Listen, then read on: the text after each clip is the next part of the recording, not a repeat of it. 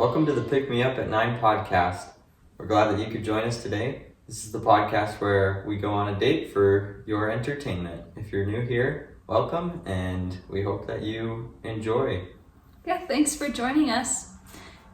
I'm officially at the point where I don't know what episode we're on, so that's kind of exciting. Yeah, is this 5 or 6 or I don't know. I have no idea. We will So that's out. a fun point to be at. So how are things recently? Good. Yeah. We recently just went to go visit family, and that was a lot of fun. I was actually kind of hoping to find some pie at the store today because we were visiting family for the holidays, and one of the best things is having some leftover pie, but we forgot to take home the pie. Yeah, it's a big mistake. Pie is one of my favorite things. If you're not new here, you have probably heard me talk about pie a bunch of times now, but I'm a He's pie an guy. old man. I am. He's an man, old man in a young man's body. which I guess is a good thing. Yeah. Not that pie is for old men, but he has a bunch of old man stuff that he likes and does. Like whittling and I don't know. It's fun. Who's the actor you compared yourself to? Tommy Lee Jones. Tommy Lee Jones. In Men in Black. Anytime anything went wrong, he would say, "You know what you need? Pie." Yep. So that's who I relate to. Yeah, the break was fun though. I was out of school for a whole week, well, almost a whole week, and the weekend. And we were just visiting family, and it was a fun trip. It's officially less than a month away from graduation. Yeah, so And we still don't know where we're going to be. no idea. So many job applications out and possibilities of starting my own business. We feel kind of up in the air, but who knows? Maybe future episodes will be filmed right here at this exact location. Could be for a while. I really Could be hope for not. a while. We'd like to get out of here as soon as we can, though. Yeah. Is there anything else that you wanted to talk about? If not, I had a question. I'm curious what your question is. All right, so I'm hoping that I can just phrase this question correctly without kind of fumbling through it. I don't have the most eloquent speech today, or ever for that matter, but basically, someone comes up to you and they've given you a fortune cookie. And this is a magic fortune cookie because it actually works. Okay. So the fortune cookie is going to tell you something that's going to happen in your life in the near future. Okay. What do you want that fortune cookie to say? Oh, that's a good one. And this is very personalized, so it could involve other people if you wanted it to, but this is your fortune cookie. Just like how everyone at the dinner table gets their own fortune, I would get my own fortune and you'd get your own fortune. Huh. Yeah, that's a good one. I'm having a hard time not thinking of Freaky Friday right now with fortune cookies. That's all I can think of with the one with Lindsay Lohan and they... Yeah, Like, that's a good one. You can think about it for a second. I'll share mine. So when I saw this question, I was thinking about it and I started thinking in the way that fortune cookies have the wording of fortune cookies. And I started thinking of this business idea that I have, and I phrased in my mind, you will soon create a successful business. Something in our sink just fell, and I have no idea what that was. We have ghosts, I think. Usually. Who knows? But yeah, that was the fortune cookie idea that I had was you will successfully start a new business or something. And that was my fortune. So. Well, so we keep having this thing happen, actually speaking of fortune cookies, where when we get a fortune cookie, hasn't this happened to you twice now where you don't have a fortune inside your fortune cookie and then the person with you gets 2 of them? Yep.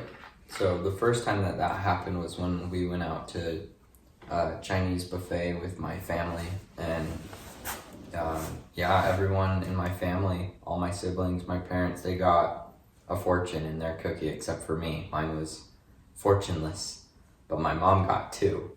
So, Don't like that. Kind of weird. But yeah, it happened Maybe recently it just to means us. you're going to share the future with that person. It could mean that, or Or it could that mean fortune was that supposed I'm to be gonna yours. die soon. Nope. So. I don't think so. I hope not. Or it's your future is what you make it. No one can define your future. I like that.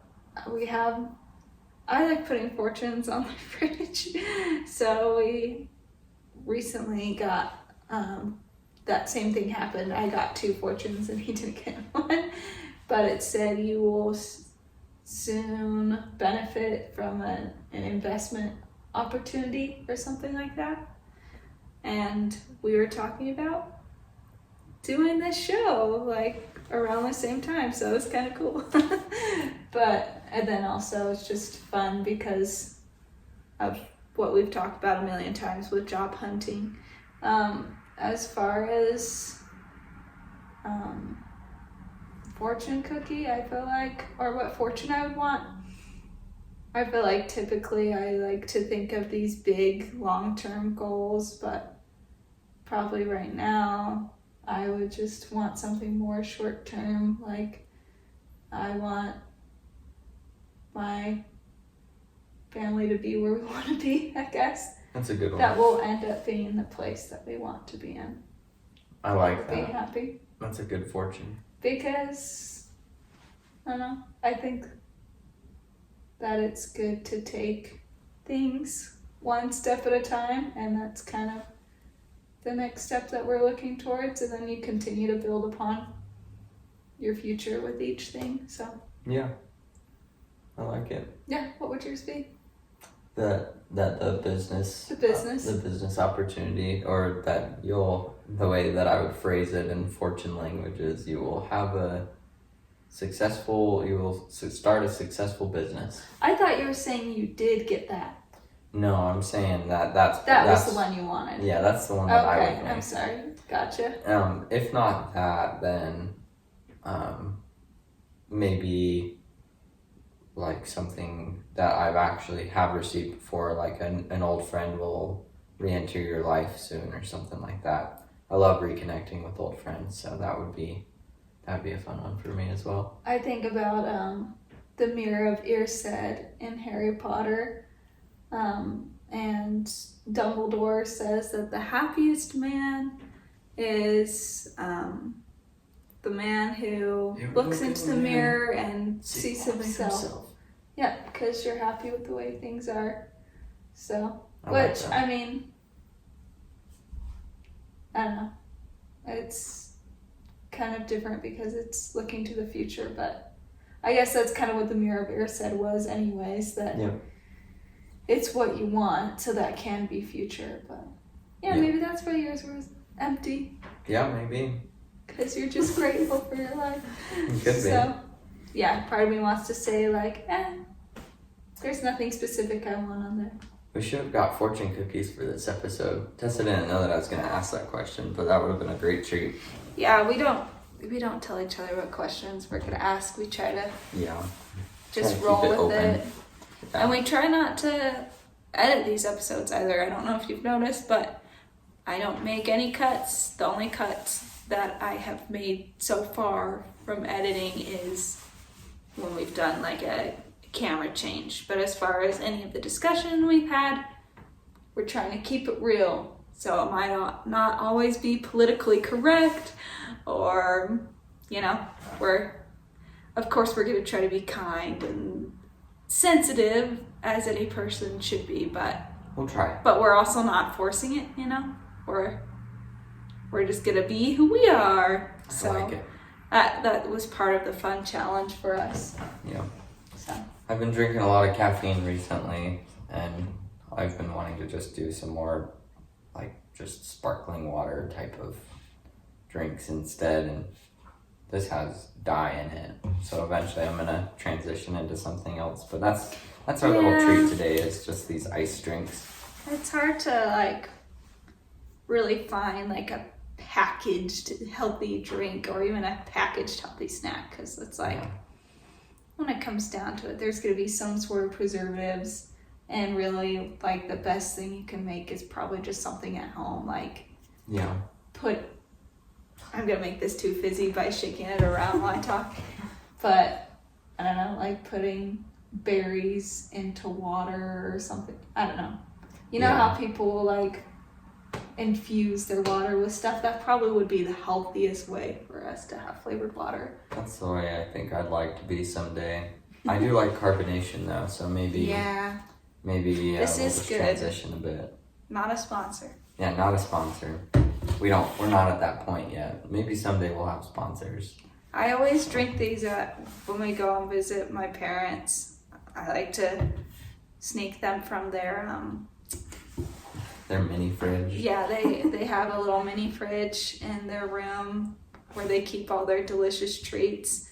And I'm kind of like, well, I'm just coming here for a little visit. Like, they'll be okay. No, I don't do that all the time. But every now and then I'll sneak a treat from the mini fridge. And this is one of the things I often have in there. And decided to finally get them. Because I always want them anyways. We'll do that post-discussion kids checkup. Yeah. Looks like they're both sleeping, so. Our little guy falls asleep, sucking on his sleep sack sleeve. It's really funny. So it was in his mouth a second ago. Yeah, he's a character. He's growing up so fast. Fun. Well, should we move into our activity? Yes. So tonight we're going to be doing trivia. And we don't have like a whole trivia set up or anything. So instead we're going to be just reading trivia questions that I found online. And how do we want to do this? Do we want to take turns? Like maybe you get a question and then I get a question? Or do we want to try to answer them at the same time and try to beat each other? Let's do that one. Okay. So I have to be careful because the answers are right beneath the question. So I have to... I saw that one. So I have to go down to the next one. All right, so the first question is, what is the largest ocean on the Earth? Pacific. Good job. You're probably going to beat me at these. These are going to be, apparently these are like the easiest trivia questions out there, so. That makes me feel great. We'll see. I mean, now that I think about it, yeah, but. What is the largest planet in our solar system? Jupiter? Yep, Jupiter. Who was just talking about that? Anyways, someone was literally just talking about that. That's the only reason why it jumped in my head. It's fresh on the brain. I don't know who was talking about it recently. What is the capital city of France? Nice? Paris. It's not Paris. It is Paris. Oh. I feel like a lot of the times with the capitals, they're not like the obvious big cities necessarily, you know? Like when people think of California, they think of LA, but that's not the capital, right? Isn't it Sacramento? I'm pretty sure it's Sacramento. But Sacramento is a big deal too. But yeah, there's a lot of states like that where the capital is super random and it's like, okay. Anyways. Have you seen those videos where someone will walk up to just some random American on the street and be like, name 3 countries? And they can't do it. Yeah. Or name 3 states and they can't do continents mixed up with countries. Yeah. Everyone thinks that, not everyone, but a lot of people think that Africa is a country. It is a continent. It's pretty funny. I just didn't realize that it wasn't like very common knowledge. Or maybe it is common knowledge and people are just not very smart anymore. I need to freshen up on my geography. I do too. It's fun. All right, next question is, which direction does the sun rise? In the east? I should know this. East. I believe East so. or west? Yeah, because it goes East. Yep, you're right. I was second Rises guessing in the myself. east, sets in the west. Okay, there's an ad. Name the largest ocean mammal. Oh, sperm whale. Yeah, I don't know why. Oh, it's a blue whale. I was wrong. You were I don't gonna know why I say started to manatee. say manatee. Like, obviously whales are bigger than manatees. You were right, though, that manatees are mammals. So, you got that part right. Most people wouldn't. They're just cute, I think, that of right. them. That was a fun unit in one of my recent college classes, mammalogy. We talked about sea mammals for a part of that class, and that was such a weird fun unit. idea. You wouldn't think that creatures of the sea are mammals. Yeah. But we got to hold a baleen, which is one of the teeth or the bristles from a whale. And it was that's cool. It was pretty sweet. It was like 3.5 feet long, and it was like a blackened fingernail. I feel like that'd be kind of icky to touch. Actually, It was weird. I feel like it'd be uncomfortable. It felt more like a plant because the edges were hairy, and that's a tooth. Ooh. And I think the individual teeth are called baleen. I don't know how I feel about that texture wise. Very interesting. Okay, this is the next one. What is the currency of the United States? The dollar? Yeah, the dollar. US dollar? Yeah, you got it. USD. In which country would you find the Great Wall? China. Easy. What continent is known as the land down under? Australia. These are easy. Oh. What color? Yeah, don't demonetize this. What colors mix to make green? Blue and yellow. Yeah. I wonder what that says about our personality, the color that we thought of first. I said blue and yellow, you said yellow and blue. Yeah. If anyone knows that kind of stuff, feel free to leave a comment down below. That'd be fun. That'd be fun to do a personality test or quiz on here of some sort that we haven't done. One that would be like quick and fun or silly. That could be fun. Yeah, time. If you guys want to see that as one of our date activities, a personality quiz of some sort, let us know. Yeah. What's that one that's pretty common with the letters? Is there a name for that? I think it's Myers-Briggs. I know that You're INFJ.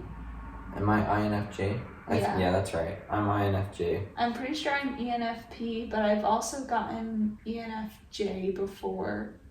Yep. But I think ENFP is the one I've gotten most. But personalities change over time. I'd be curious to see what it is now. Yeah.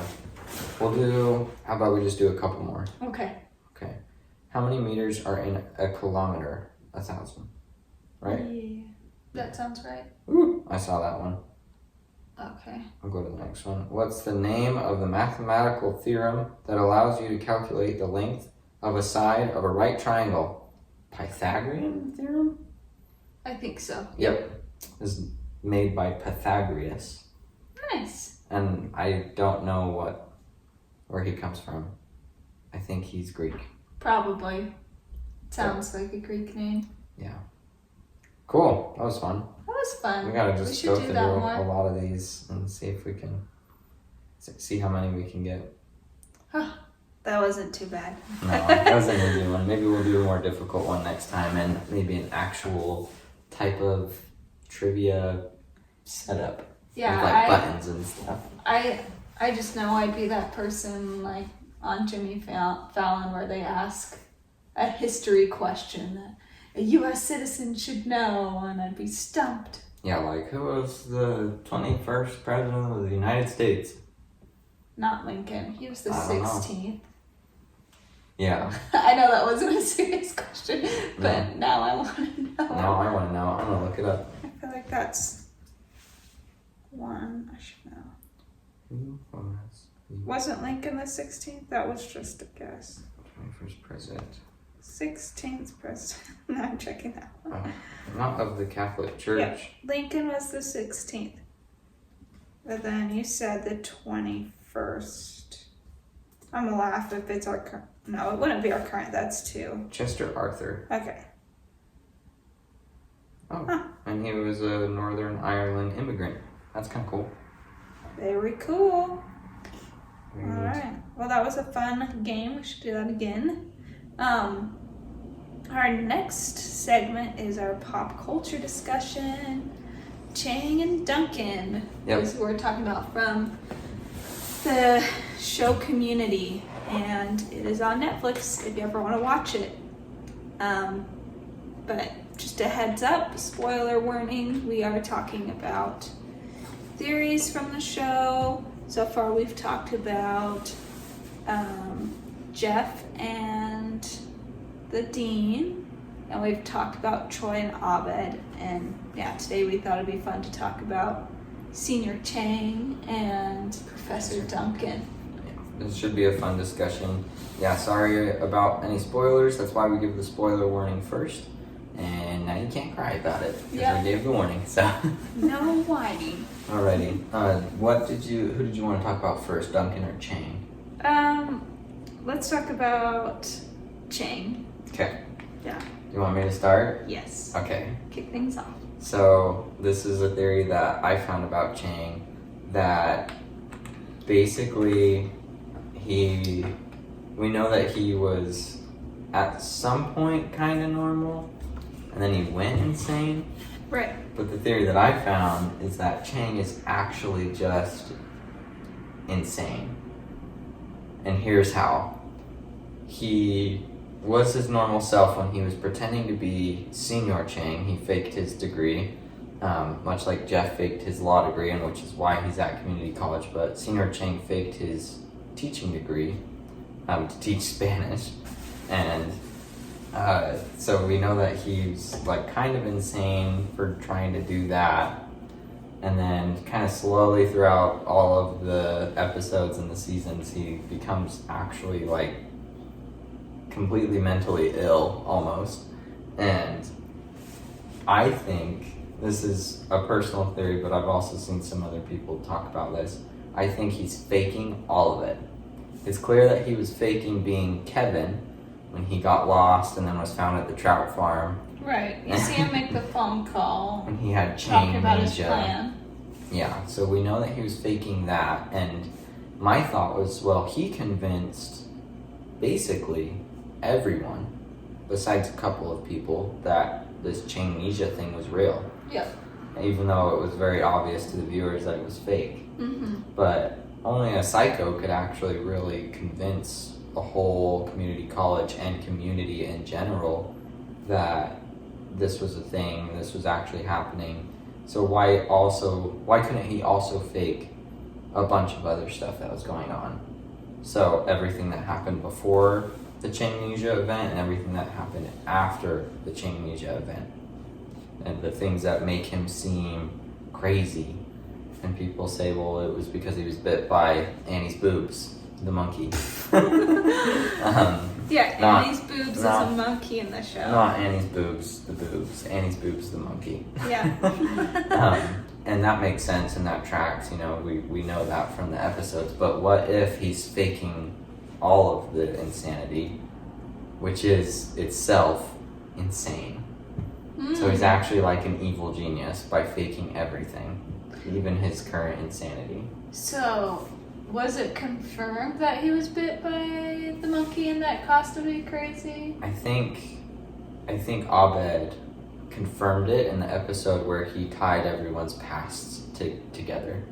And then I feel like you've talked to me at one point about how didn't they put something in the vent as well to try to kill the monkey? The monkey gas, yeah. So he must have been exposed to monkey gas over a long period of time, and that could have made him go insane as well.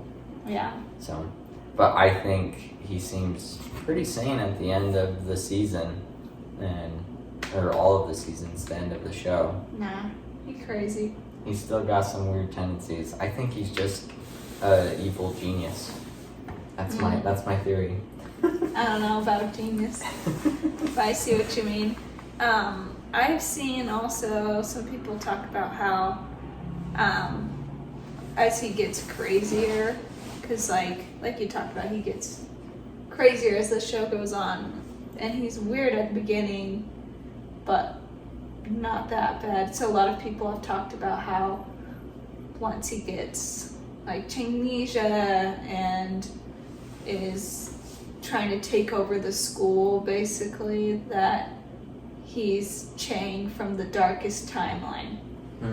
There's this episode where they're playing a game and Abed throws a dice, and Jeff throws the dice up in the air, and Abed's like, no, don't do that, you're going to create six different timelines, because there's 6 sides on a dice. And so that episode kind of just delves into what would it be like if there was different timelines. So So with that, there's a theory that this most evil Chang is just Chang from another timeline that took over. Makes sense to me. I thought that one was pretty funny. Someone also reminded me on a thread that he ate his twin sister in utero, and there's a lot of instances in the show where he has like multiple personalities, and this is more like sci-fi-ish thinking, but maybe like that's why he has like all these multiple personalities, is because his sister is like, he has an evil twin sister inside of him trying to come out. I don't know. I like it. There was something else I had written down. Oh, I've heard some people say that he works. Well, we kind of see in the show that he works for City College a little bit, right? That he's kind of plotting with them. Yeah, he's conspiring to bring down Greendale. Yeah, and so I guess the theory that would go with that is, how long has he been doing that? Has he been doing that the whole time? With the Darkest Timeline, though, I also thought, like, if any of you have been watching Loki, there's, like, variants, right? Is that what they call it? Like, the different versions of Loki? Yeah. One of them is, like, a girl version of him, even. And so, I don't know. It could be as crazy as Chang being, like, Dean from another timeline. I don't know. Because he does want to take over. Yeah, he does want to be the dean. I like crossing other universes into each other. Any other thoughts on Chang? No, I think we can move to Duncan. Okay. He's such a funny character to me. I love Duncan. He's Me so too. funny. So one of the things that I saw was a case for Duncan being the actual ass crack bandit. And it was suspected in the episode where they kind of were investigating it that he was, and then they found out that it wasn't, and the ass crack bandit, the ACB, got away. And so just to, as a reminder, if you missed our previous episode, a couple episodes ago, the Ass Crack Bandit is this character that is super weird. No one knows who it is, but when people like bend over to pick something up, he puts a quarter in their butt crack. Yep. It's like a prank. Yep. So yeah, that's what we're talking about here. If you haven't seen all of them, but you don't care about the spoilers. Yeah. It is believed that it was Troy and Abed combined, because Troy likes butt stuff, and Abed is like the fastest person in the school, which would make sense for where the ACB was at different cracking events, as they call it. Mm-hmm. And that's what we talked about in that previous episode. But one of the other things was that the ACB really likes Dave Matthews, and Duncan is a huge Dave Matthews fan, or Dave, as his fans call him. But so is Jeff, so who knows. Anyways, in this theory, there's like kind of a point where Professor Duncan disappears for a while. He just kind of isn't around. And then in the episode Intro to Felt Surrogacy, the one where they are all puppets, and they're riding in a hot air balloon, everyone is freaking out in the hot air balloon. There's like this crazy event that's happening, and then out of nowhere Troy says, has anyone else noticed Professor Duncan hasn't been around for a long time?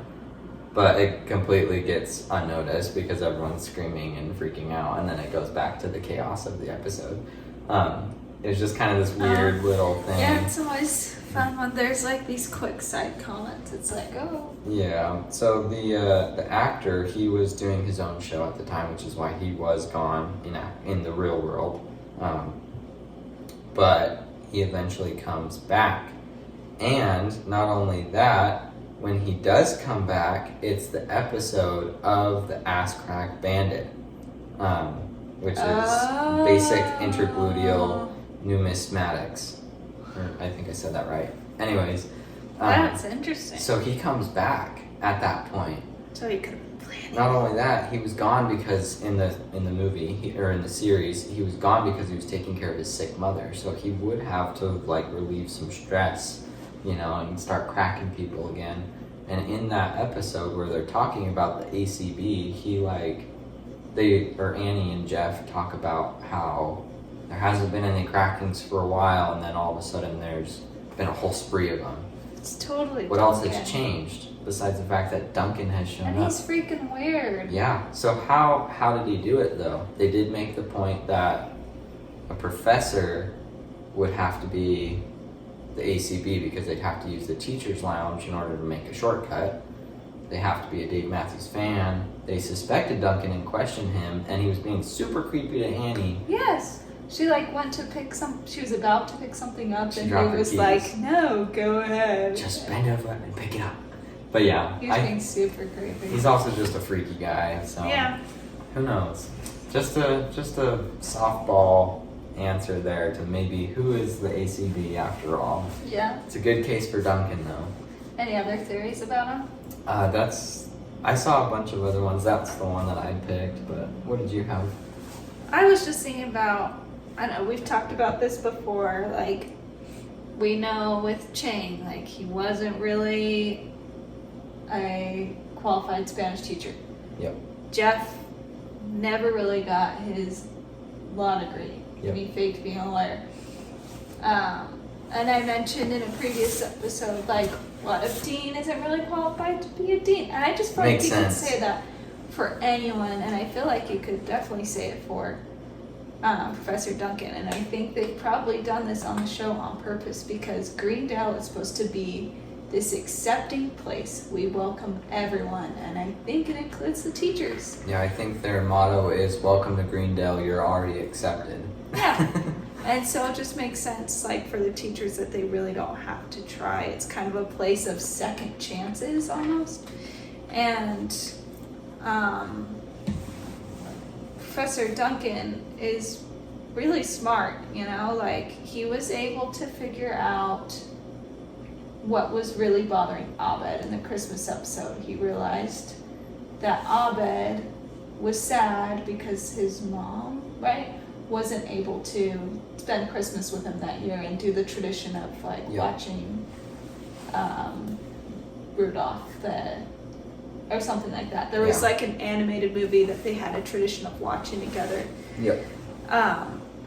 And he, like, came up with this other principle called the Duncan principle that he was testing, and he's a smart, good teacher, and he's helpful.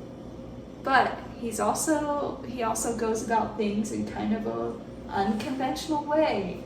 Like with the Abed thing, he went into his personal space. Yep. And he read a card from Abed's mom. Like, that was his private things. It's private property. And yeah, there's a bunch of other things where he's not the most sensitive or, I guess, ethical psychologist. And also he has this bond with Jeff, right? Who was a fake lawyer.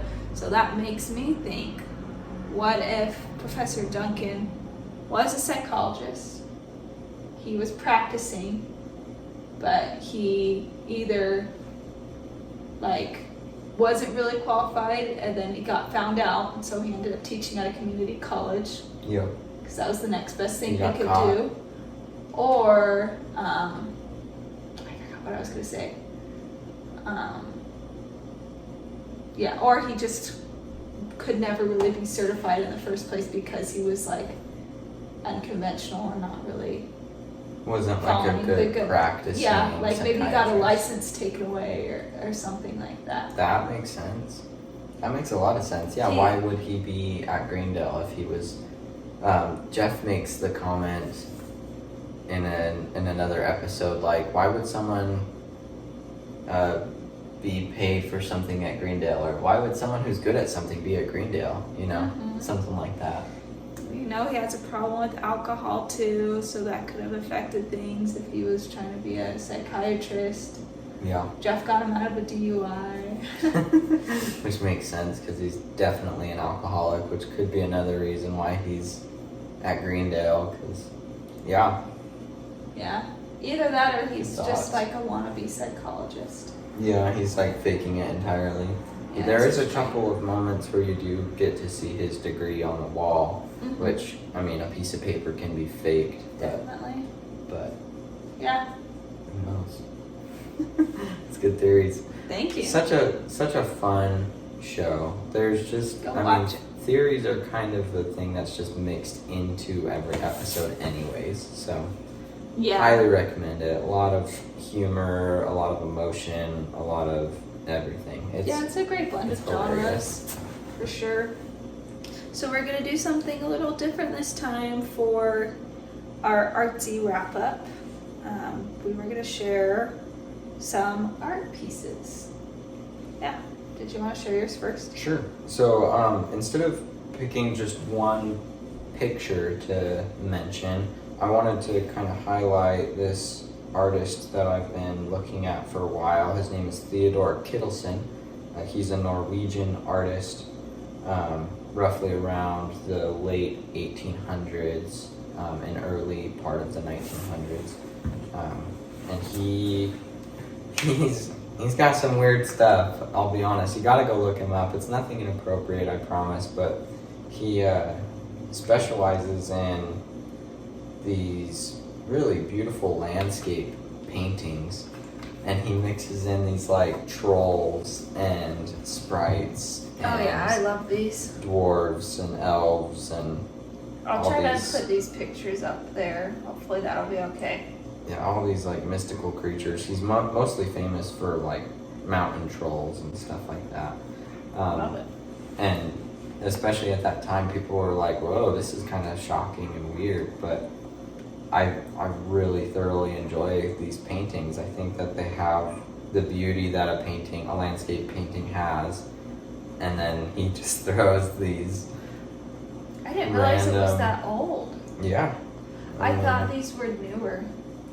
No, these are relatively older. So it's just so unique that this style of art and this category of art. I really enjoy it. I've been looking at all of his paintings and just kind of staring at them for a while and trying to figure out what's going on in a lot of them. Some of his paintings don't have these fairy tale creatures in them. It's more just a landscape. And I can't find anything on it, but in a lot of them there's a little boy. And it's very clearly landscapes around Norway. And in some of these paintings, it's this boy with a woman or a man. And so I'm wondering if these are paintings from his childhood, and he's painting himself, exploring the Norwegian countryside. Yeah. They're beautiful, though. I really strongly encourage it. Again, that's the Theodor Kittelsen. I'd recommend going and looking at his paintings. Really great stuff. It's a good one. I would love to go to Norway. That would be so fun. I'd love to go anywhere. I haven't ever traveled outside of the United States before, We'll do it. except for one time for like 12 seconds, and I got in huge trouble. Maybe I'll share that story another time. That would be a good one.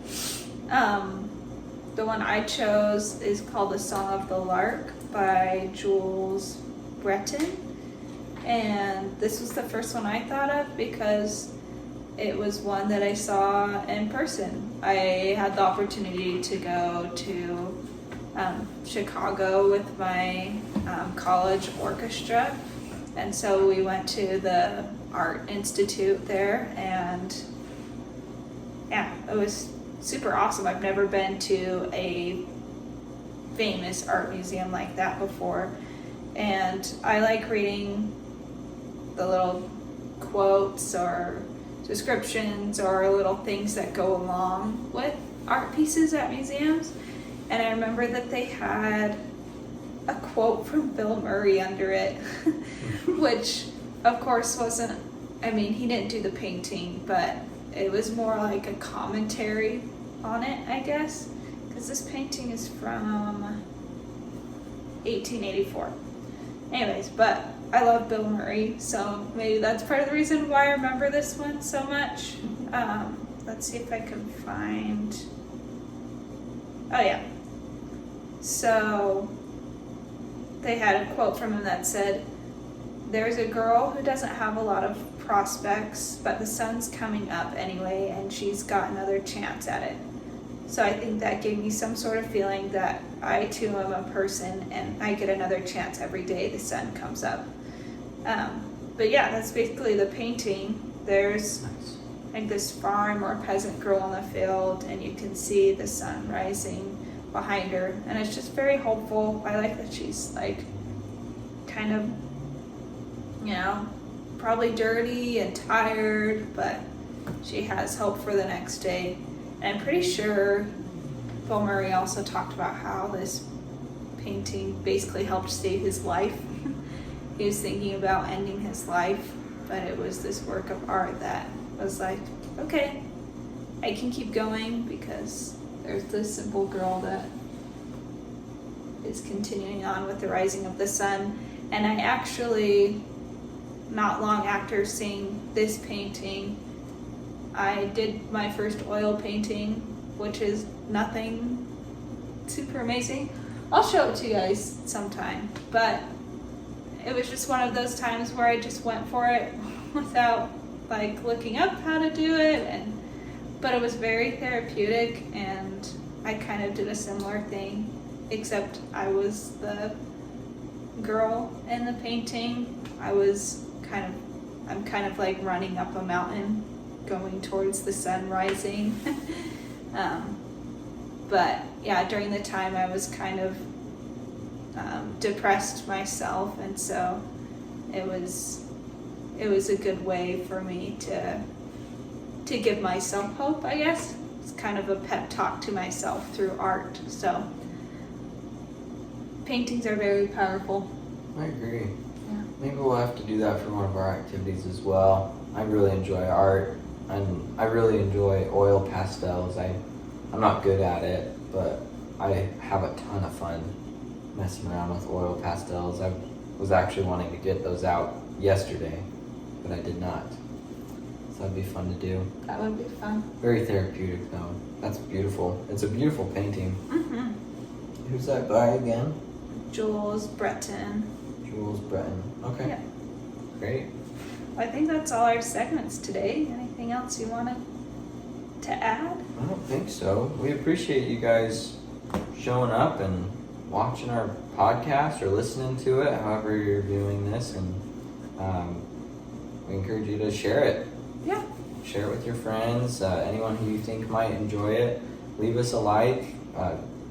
Feel free to leave some comments. We will do our best to respond to any comments that are left. And until next time. Yep. Have fun and keep the conversation going. See you next time.